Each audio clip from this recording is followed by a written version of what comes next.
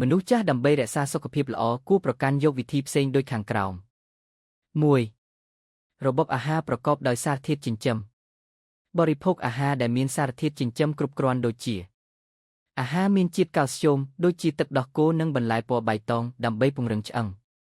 អាហារមានសរសៃថេងជាតិពេញផ្លែឈើបន្លែដើម្បីជួយលើរំលាយអាហារប្រភពប្រូតេអ៊ីនល្អសាច់ដែលមានខ្លាញ់តិចត្រីឬអាហារដុះ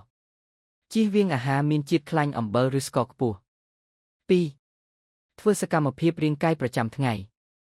ហាត់ប្រាណយ៉ាងហោចណាស់30នាទីក្នុងមួយថ្ងៃដូចជាដើរហើរដៃជើងឬយូហ្គា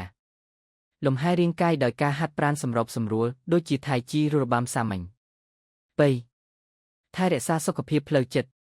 រក្សាទំនាក់ទំនងសង្គមជាមួយក្រុមគ្រួសារមិត្តភ័ក្តិឬសហគមន៍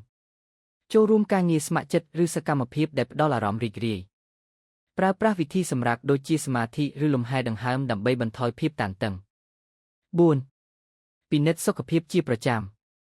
ទៅពិនិត្យសុខភាពនៅគ្លីនិកឬមន្ទីរពេទ្យឲ្យបានទៀងទាត់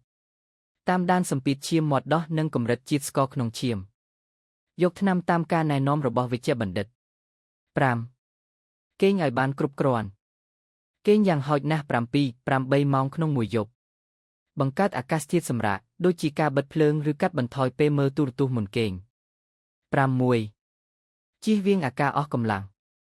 កុំប្រើប្រាស់គ្រឿងស្រវឹងឬជក់បារី